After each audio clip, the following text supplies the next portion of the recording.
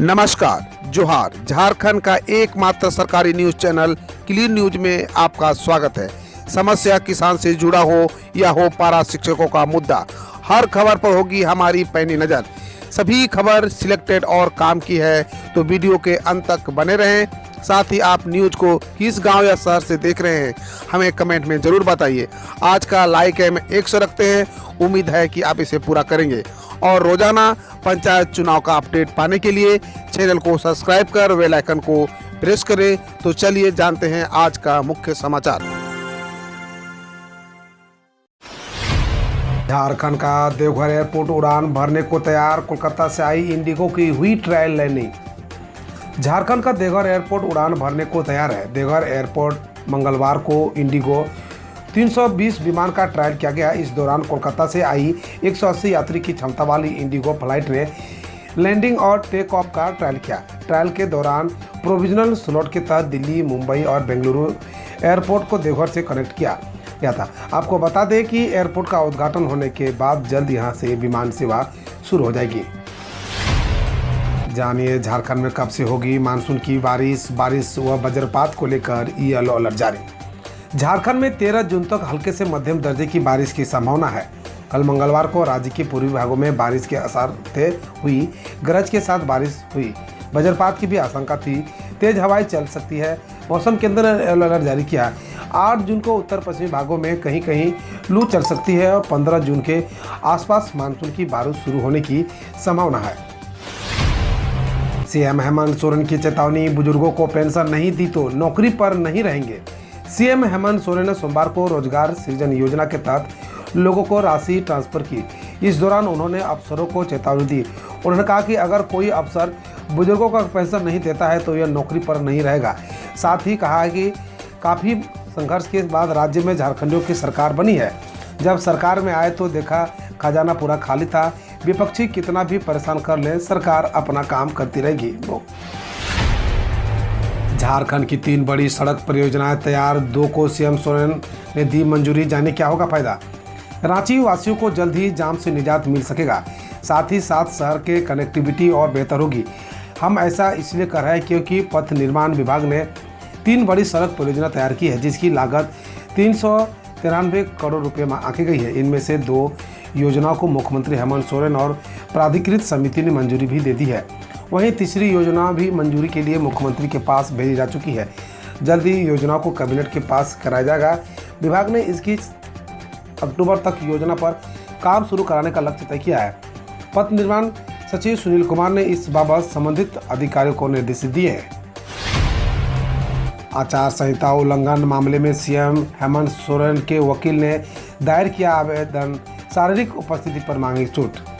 CM Hemant Soren के वकील ने 2019 के लोकसभा चुनाव के दौरान आदर्श आचार संहिता के उल्लंघन मामलों में एमपी एमएलए की विशेष अदालत में एक आवेदन दायर किया, जिसमें उन्होंने 205 सीआरपीसी के तहत शारीरिक उपस्थिति होने पर छूट मांगी है। बता दें कि कल रांची के स्पेशल एमपी एमएलए अदालत में इस मामले की सुनवाई हुई। झारखंड के मनरेगा कर्मी समेत जानिए किन लोगों को बढ़ेगा मानदेय। ग्रामीण विकास विभाग ने तैयार किया प्रस्ताव। झारखंड के मनरेगा कर्मियों का वेतन लंबे समय बाद बढ़ेगा। ग्रामीण विकास विभाग ने इससे संबंधित प्रस्ताव तैयार कर लिया है। मंत्री आलमगीर आलम के आदेश बाद इसकी प्रक्रिया शुरू हो गई है। सबसे पहले इस प्रस्ताव को वित्त विभाग के पास भेजा जाएगा। वहां से सहमति होने के बाद प्रस्तावित कैबिनेट को भेजा जाएगा। रोजगार सेवकों पर ज़्यादा फोकस किया गया है, क्योंकि उन्हें मानदेय बहुत कम यानी 9,500 रुपये मिलते हैं। प्रयास हो रहा है कि उन्हें सम्मानजनक मानदेय मिले। वहीं झारखंड कार्यक्रम पदाधिकारी, सहायक अभियंता और कनीय अभियंता के मानदेय की भी बढ़ोतरी होगी, लेकिन इसका मानदेय रोजगार सेवकों के मानदेय की तुलना में कुछ कम प्रतिशत में बढ़ेगा। प्रखंड कार्यक्रम पदाधिकारी और सहायक अभियंताओं के मानदेय में 10 से 12% तक की बढ़ोतरी करने का प्रस्ताव है। भर्ती में गड़बड़ी, सहायक अभियंता भर्ती का साक्षात्कार स्थगित, जेपीएससी ने की गलती मानी। झारखंड में सहायक अभियंता नियुक्ति परीक्षा का साक्षात्कार जेपीएससी ने तत्काल प्रभाव से स्थगित कर दिया। नियुक्ति के लिए सर्टिफिकेट के सत्यापन भी रोक दिया गया है। जेपीएससी से नियुक्ति की प्रारंभिक परीक्षा पीटी में आरक्षण दिए जाने की गलती भी स्वीकार की है।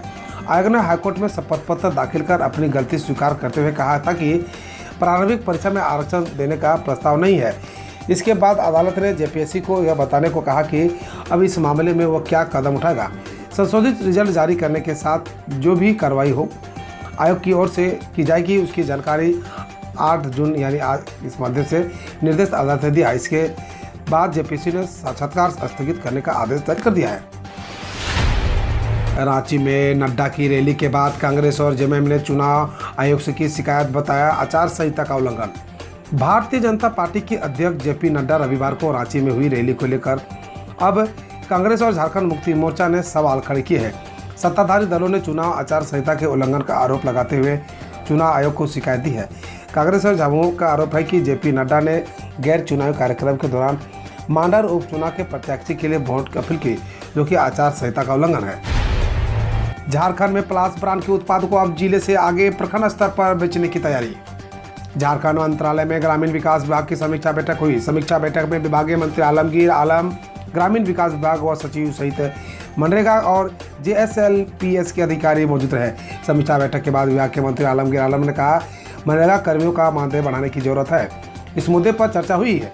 खासकर कंप्यूटर ऑपरेटर के मानदेय में भी बढ़ोतरी का निर्णय लिया गया है। इसी तरह बीपीओ के भी वेतन में बढ़ोतरी की जाएगी। मनरेगा कर्मियों को बीमा का लाभ मिले, इसको लेकर विभाग काफी गंभीर है। सीएम ममता बनर्जी बोली, अपना खून बहा दूंगी पर बीजेपी को पश्चिम बंगाल पर विभाजन करने नहीं दूंगी।